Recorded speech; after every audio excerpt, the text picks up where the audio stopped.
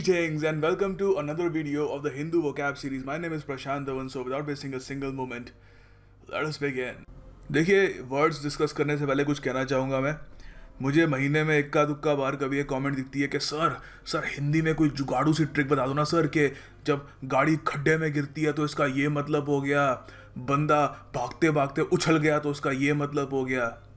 देखो यार, आई B brutally honest, ठीक है, ये सब ढकोसला होता है. Don't take it in a negative way. मैं आपको कुछ सुना नहीं रहा. I am telling you this as a brother, क्योंकि लोग the only way to success is hard work. किसी भी आदमी की अगर बहुत ही अच्छी वोकैब है, काफ़ी अच्छी इंग्लिश है, उससे पूछोगे ना आप कि आपने ये कैसे इम्प्रूव करी वगैरह, तो ये नहीं बोलेगा कि मैंने ट्रिक्स बना रखी है माइंड में कि धोती पहनो तो ये वाला वर्ड हो गया, पैंट पहनो तो ये वाला वर्ड हो गया. It's all about practice. सिर्फ यही एक सिंपल सरल मगर मुश्किल रास्ता है. मैं उसमें आपका गाइड बन सकता हूँ. सो यूजुअली ऐसी रिक्वेस्ट जिन लोगों से आती है, they are not even constructing sentences. मैंने आज तक उनको कोई लिखते हुए देखा नहीं है. So don't fool your self. ये एक बहुत ही कीमती समय है आपका. Properly invest your time in the right direction. Shortcuts ढूंढने के चक्कर में ये ना हो कि आप आगे भी ना बढ़ो. So that's all I would like to say anyway. So let's discuss this word first. Vanguard. The Hindu के यहाँ पर इस आर्टिकल में इसको यूज़ किया गया है. There are of course some who still say that the party which was the vanguard of the freedom movement. अच्छा, तो यहाँ पे कांग्रेस पार्टी की बात की जा रही है कि वो एक वैनगार्ड थी फ्रीडम मूवमेंट की. वैनगार्ड का देखिए अर्थ होता है एक आंदोलन का नेतृत्व करने वाला. ज़्यादातर देखिए इसका जो ओरिजिन है ना इस वर्ड का, मिलिट्री ओरिजिन. आप देख सकते हैं गार्ड लिखा हुआ है यहाँ पे. तो हालांकि आज के टाइम में ऐसा कोई ये नहीं है कि वैनगार्ड मतलब किसी की सिक्योरिटी करना है, वो वहाँ से कन्फ्यूज मत कर लेना. मिलिटरीली इसको यूज़ किया जाता रहा. एक ऐसा कोई यूनिट हो सोल्जर्स का जो सबसे आगे चलेगा, मिशन के लीड करेगा, ठीक है, तो नेतृत्व करेगा. तो इसका और मीनिंग ये भी हो सकता है कि फ्रंट रैंक, एक लीडिंग पोजीशन, ड्राइविंग फोर्स, ठीक है. तो आज के टाइम में इसको हर जगह यूज़ कर लेते हैं कि कोई मूवमेंट हो, उसको भी कोई लीड कर रहा है, उसको भी वैनगार्ड बोल देते हैं, ठीक है. तो यहाँ पर दो सेंटेंसेज हैं जिससे आपको और काफ़ी हद क्लियर हो जाएगा ये. You can say entails new i7 processor puts them in the vanguard of the computer industry. अब देखो, ध्यान दो, मैंने यहाँ पे बोला है इन द वैनगार्ड, मतलब इन द फोर फ्रंट, ठीक है, समझ रहे हो ना. यहाँ पे मैं वैनगार्ड को एज फोर फ्रंट का सब्स्टिट्यूट मान के चल रहा हूँ. सो इन द वैनगार्ड. तो अगर मान लो सिर्फ आपको वैनगार्ड यूज़ करना है, इन द यूज़ नहीं करना सेंटेंस में, तो आप कैसे करोगे? तो आप कह सकते हो the role of the artist is to act as the vanguard of humanity's search for meaning, ठीक है. तो इंसान का जो भी एक सर्च होती है, मीनिंग मतलब कि ज़िंदगी क्या है, मैं क्या हूँ, क्यों मैं यहाँ पे आ गया हूँ वगैरह, तो आर्टिस्ट का ये काम होता है कि ये जो खोज है इंसान की, उसको वैनगार्ड करे, उसको लीड करे, कि वो उसके पीछे सब लोग आएंगे, ठीक है. तो याद रखिएगा, वैनगार्ड मतलब जो लीड करता है. टिंसल. देखिए, टिंसल को न्यूज़पेपर में बहुत बहुत ज़्यादा बार यूज़ करते हैं, ठीक है. खासकर जो पेज 3 वाले होते हैं ना न्यूज़पेपर, द हिंदुस्तान टाइम्स वगैरह, तो उसमें टिंसल टाउन बहुत देखा होगा आपने. तो पहले मतलब समझाता हूँ आपको, फिर पूरी सारी उम्र कहीं भूलोगे नहीं आप. देखो, टिंसल होता है जो चमकीला सा, बड़ा अट्रैक्टिव सा, ग्लैमरस सा, मगर अंदर उसके वैल्यू बहुत कम हो, सुपरफिशियल हो. सुपरफिशियल मतलब सतह से आपको खूबसूरत लगे, अंदर झांक कर देखो तो लगता है कि कुछ है नहीं. प्रिटेंशियस भी हो सकता है इसका सिनोनिम. हिंदी में हम कह सकते हैं चमकी सी, एक झिलमिल सी, ठीक है, टिंसल.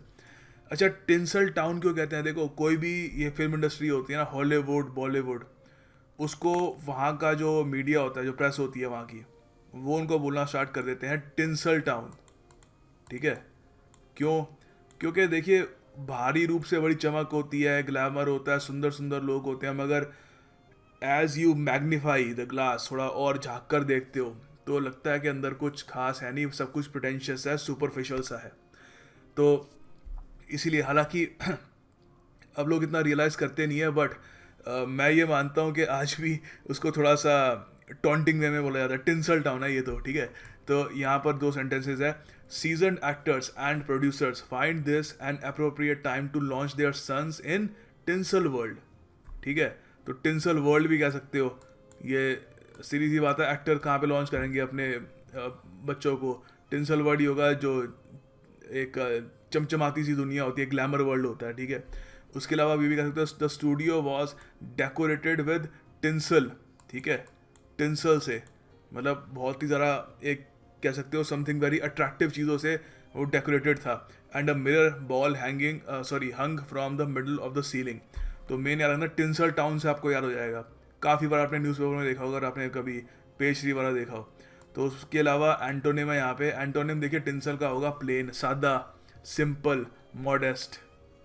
स्लीजी, देखिए स्लीजी होता है घटिया, कोई अनप्लेजेंट सा, सॉर्डेड सा आदमी, इमोरल सा आदमी भी कह सकते हो, करप्ट भी हो सकता है, अनप्लेजेंट। जैसे ये बंदा है, अजीब सी स्माइल है और लिखा है और मतलब कह रहा है ट्रस्ट मी, तो ऑफ कोर्स आप कहोगे क्या स्लीजी आदमी है ना, कितना मतलब एक अनप्लेजेंट सा लग रहा है कि अंदर से करप्ट है, इमोरल है, कोई एथिक्स नहीं है इसके अंदर। तो यहाँ पर एक बढ़िया सेंटेंस है, the sleazy businessman doesn't even know how to spell the word ethics. अब देखो ये बड़ा इंटरेस्टिंग सेंटेंस है, ध्यान देना यहाँ पे, how to spell the word. अभी रिसेंटली क्या हुआ था कि क्रिकेट ऑस्ट्रेलिया का एक बोर्ड के मेंबर थे, वो ऑस्ट्रेलिया में एक जगह इंटरव्यू दे रहे थे। तो इंटरव्यू देते वक्त जो वहाँ पे रेडियो जॉकी था उसने पूछा कि आपको क्या लगता है कि विराट कोहली को अपोलोजाइज़ करना चाहिए उनके शब्दों के लिए जो उन्होंने स्टीव स्मिथ के लिए यूज़ किया, ऑस्ट्रेलियन कैप्टन थे। तो उन्होंने, जो क्रिकेट ऑस्ट्रेलिया के वहाँ पे एडमिन थे, उन्होंने कहा कि I don't think he even nose the spelling of that word. तो यहाँ पे सॉरी की बात की जा रही है कि मुझे नहीं लगता कि विराट कोहली को सॉरी की स्पेलिंग भी पता है। मतलब इसका ये मतलब होता है कि वो आदमी को उसका आइडिया ही नहीं है कि वो होती क्या है। तो एक तरीके से विराट कोहली को एरोगेंट कह रहे थे। पर अगर आपको कहना है कि किसी चीज़ को दूर दूर तक का उसका आइडिया ही नहीं है, तो आप कहोगे he doesn't even know how to spell that. For example कि कोई आदमी हो जिसको दया, आप कहोगे इतना क्रूअल आदमी है, he doesn't even know how to spelled kindness, या फिर कोई भी एक वर्ड हो। तो यहाँ पे मैं लिख दिया कि स्लीजी बिजनेसमैन है, बड़ा घटिया बिजनेसमैन है, उसको स्पेलिंग तक नहीं पता एथिक्स की, मतलब तो दूर की बात है। तो यहाँ पे इसके एंटोनिम क्या होंगे? एंटोनिम देखो सुपर इंपॉर्टेंट है स्लीजी के, याद रखना, excellent, fine, first class, good, high grade, superior, top notch, ठीक है। इसके अलावा देखो इसका जो एंटोनिम है ये भी हो सकता है मॉरल हो सकता है, ठीक है। मॉरल के अलावा आप ये भी ला सकते हो एथिकल हो सकता है। All these can be the antonyms of sleazy. उसके अलावा देखिए मैं आपको यही बताना चाहूँगा कि आने वाले एक हफ्ते में मैं एक वीडियो निकालूंगा जिसमें मार्च महीने के सारे जो द हिंदू वोकैब सीरीज़ की वीडियोस हैं उनमें से 30 बेस्ट वर्ड्स जो मुझे लगते हैं the best of the best, वो मैं आपके लिए लेके आऊँगा इन अ वीडियो। और that will help you in revision, but of course उसकी एक सर्टेन लिमिट होगी। बेस्ट तो यही रहेगा कि आप सारी वीडियोस रेगुलरली देखते रहें और उसके बाद जो एक मंथली वीडियो आती है वो भी देखें ताकि आपका रिवीजन हो। Don't depend on that video के उससे आपका पूरा महीने का वो क्या आपका कोटा हो जाएगा। तो विंस, विंस देखिए एक वर्ब है। विंस देखिए इसका अर्थ होता है जब कोई आपको दर्द हो रही हो, तो उस वक्त जो आपको जो एहसास होता है दर्द का, ऐसी शक्ल बन जाती है, बच्चे की है, लग रहा है कि कोई इसको इंजेक्शन वगैरह लगाए जा रहे हैं, कुछ है, ठीक है। तो ही इज़ विंसिंग। तो यहाँ पर आप देख सकते हैं to make a slight involuntary grimace और shrinking movement of the body out of pain और डिस्ट्रेस, किसी तरीके की फिजिकल या मेंटल पेन दिखाना। इसके और सिनोनिम्स हो सकते हैं ब्लेंच, क्रिंज। क्रिंज देखो, क्रिंज आदमी सिर्फ पेन में नहीं करता, मान लो कोई आपको बड़ी ही अजीब सी चीज़ दिख जाती है उससे भी आप क्रिंज करते हो। फॉर एग्जांपल 1980s के कोई गाने वाला देख लेते हो आप, जिसमें हीरो नाच रहा है, पीछे खूब सारे गाने और लोग नाच रहे हैं, तो you cringe looking at that. आपको एक यू आप कांपना शुरू कर देते हो कि क्या यार कैसे नाच रहे हैं लोग, ठीक है। सो वहाँ पर भी इसका मीनिंग आता है। उसके अलावा रिकॉयल, श्रिंक, फ्लिंच, ठीक है, सब इसके सिनोनिम्स है। हिंदी में हम कह सकते हैं दर्द की शिकन, बेस्ट इसका मीनिंग हो गया विंस का। सेंटेंसेस देखते हैं इसका यूज़ कैसे करना है, वो भी समझ जाएंगे। The soldier winced as the pain from the bullet shot kept worsening. तो बुलेट शॉट है, उसके जो दर्द थी वो और ज़रा जले रहे बदतर होती थी, तो सोल्जर ने क्या किया, ही विंस, उसको दर्द की शिकन हुई, क्रिंज किया उसने हल्का सा, but didn't move from his post. खैर उसके अलावा यही कह सकते हो as soon as his left shoulder blade touch the door he winced in pain. तो परहैप्स उसके लेफ्ट शोल्डर ब्लेड में कुछ पेन होगी, तो जैसे ही दरवाजे ने उसको छुआ कांप गया दर्द से वो, ठीक है। ही winced in pen, in pen है, ठीक है, विद नहीं है, इन पेन। उसके अलावा एंटोनिम क्या होगा इसका, देखो डिफाई याद है कि अपोज करना एक तरीके से, तो सीधी सी बात है, डिफाई मतलब चौड़े होकर खड़े हो जाना कि मुझे दर्द हो रही है पर मैं हिलूंगा नहीं, मैं क्रिंज नहीं करूंगा, कोई मेरे मतलब फीलिंग नहीं आई कि मुझे दर्द हो रहा है, ठीक है। उसके अलावा कन्फ्रंट भी हो सकता है, फेस भी हो सकता है, ठीक है। All these are very good antonyms of wince. देखिए आगे का वर्ड डिस्कस करने से पहले एक एमसीक्यू करते हैं, आपके लिए नहीं है, मैं इसका आंसर बताऊंगा। आप एक बार अगर मन करे तो वीडियो पॉज करके एक बार मन में इसको अटेम्प्ट कर लेना। तो अब मैं बताता हूँ, देखो इसका आंसर क्या है। रिपोज, ये एसएससी CHSL 2012 में आ चुका है, ठीक है। तो previous year questions are super important, किसी को भी पता होगा। रिपोज का देखिए जो अर्थ होता है वो होता है रेस्ट। जी हाँ, सी। अब थोड़ा सा आपको समझाता हूँ इसका, ताकि आपको और क्लियर हो जाए कि क्यों रेस्ट क्यों है। देखिए रिपोज का अर्थ होता है rest, relaxation, inactivity, restfulness, stillness, idleness. यहाँ पे हिंदी में हम कह सकते हैं आराम, तसल्ली, चैन। अब इसको मैं रिपोज को एज ए नाउन कैसे यूज़ करना है ये भी सिखाऊंगा, एज ए वर्ब कैसे यूज़ करना है वो भी सिखाऊंगा। 3 सेंटेंस है। एज ए नाउन पहले के 2 sentence as a noun use कर रहा हूँ मैं। यहाँ पे देखो कह सकता हूँ, the hotel's atmosphere is one of repose then rather than excitement, ठीक है। तो काफ़ी एक कह सकते हो शांत सा, आइडलनेस सा, काफ़ी पीसफुल सा एटमॉस्फेयर है। तो आप ये भी कह सकते हो कि moments of rest and repose are important to feed the soul, कि आत्मा के लिए बड़ा इंपॉर्टेंट होता है ताकि आगे बंदा काम करता रहे। उसके अलावा आप ये भी कह सकते हो, देखो वर्ब के रूप में इस्तेमाल कर रहा हूँ यहाँ पे मैं repose. He would often repose under the tree, ठीक है। तो ये आदमी क्या कर रहा है, he is reposing under the tree, एक आराम कर रहा है पेड़ के नीचे। तो काफ़ी सारे लोगों को इसका मतलब पता नहीं होता रिपोज का। और मज़े की बात है कि CHSL एग्ज़ाम में इन्होंने पूछ लिया था, जहाँ पे लोग मानते हैं कि वो क्या इतनी टफ आती नहीं है, बट वहाँ पे भी लेवल अब धीरे धीरे उठ रहा है वहाँ पर। तो एंटोनिम क्या होगा, देखिए रिपोज का, उसका एंटोनिम हो सकता है स्ट्रेस, स्ट्रेन या एजिटेशन, ठीक है। आगे देखिए एक और ये MCQ है, ये भी CHSL एग्ज़ाम में आया था, आपके लिए नहीं है, मैं इसको करूँगा। देखो लॉर्ड, लॉर्ड का पहले मन में एक आइडिया थोड़ा अटेम्प्ट करके देखो माइंड में कि क्या होगा लॉर्ड का। Like, acknowledge, praise, record. देखो यहाँ पर हमको करना है जो सबसे अप्रोप्रिएट, एप्ट इसका सिनोनिम हो, सबसे क्लोजेस्ट सिनोनिम हो। तो यहाँ पर इसका आंसर होगा प्रेज। लॉर्ड का जो यहाँ पर बेस्ट सिनोनिम अवेलेबल है हमारे पास वो है प्रेज, ठीक है। अब ज़रा लॉर्ड एज ए वर्ड देखते हैं, इसका अर्थ क्या। अच्छा ये वर्ड याद है एक्सटोल, ये सीरीज़ में आई थिंक 3 या 4 बार हमने इसको अलग अलग तरीके से पढ़ा है इन प्रीवियस वीडियोस। तो ये भी लॉर्ड का एक सिनोनिम है, मतलब इसका मतलब ही होता है प्रेज करना, किसी की प्रशंसा करना, ठीक है। एक्लेम करना, किसी को अपलॉड करना, कमेंड करना, एडमायर करना, अप्रूव ऑफ करना, तारीफ करना किसी की। तो यहाँ पे 2 सेंटेंसेज हैं, that will clear everything. The young researcher was lauded for his work, तो उसकी प्रशंसा की गई उसके काम के लिए। आप ये भी कह सकते हो कि James Cameron was lauded for the VFX of the movie Avatar. VFX होते हैं जो स्पेशल ग्राफिक्स वगैरह जो होते हैं मूवी में, ठीक है। तो उसके लिए उनको क्या गया, लॉर्ड किया गया। He was extolled, he was praised.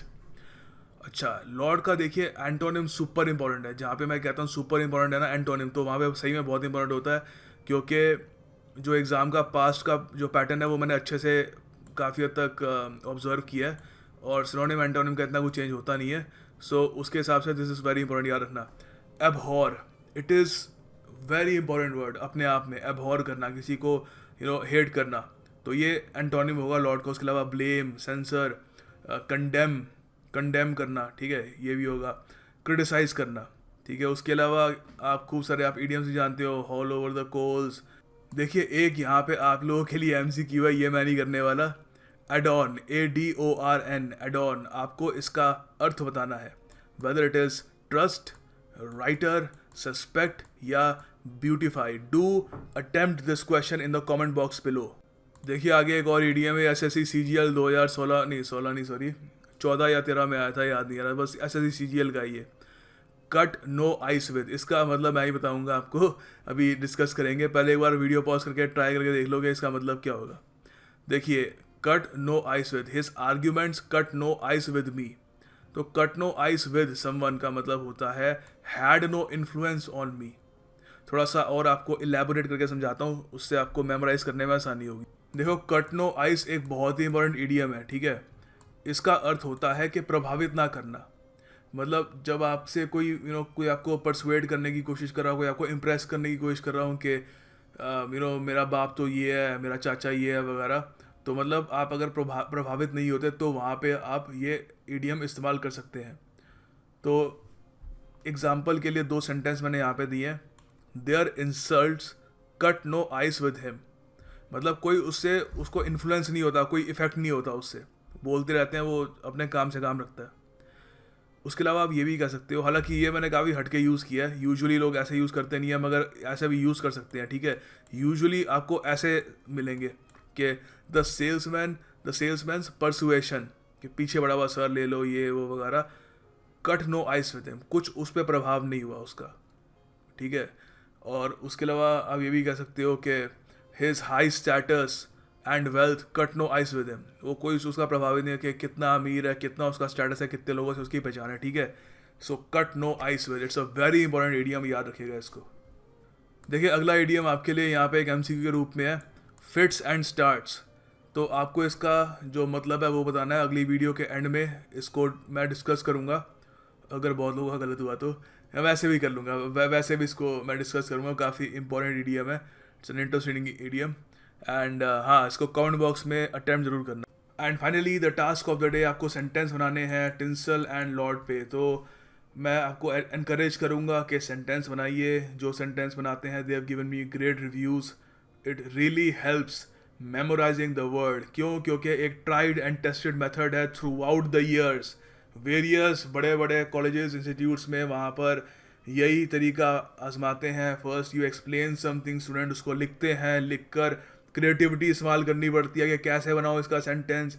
तो उस पूरे प्रोसेस में वो वर्ड जो होता है आपके माइंड में इम्बाइब हो जाता है, ठीक है। It becomes a part of your memory. So do make sentences. और अभी भी अगर आपका सेंटेंस बनाने का मन नहीं कर रहा, यू आर कॉय, तो दूसरे जो लोग सेंटेंस बना रहे हैं, प्लीज़ हेल्प देम आउट। उनको एनकरेज करिए विद योर लाइक्स या कमेंट्स, या उनको वैसे भी अप्रिशिएट आप कर सकते हैं। That will motivate all of us.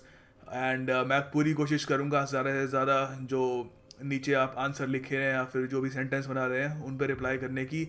And या that's about it. Thank you for watching this video. I will see you on Monday.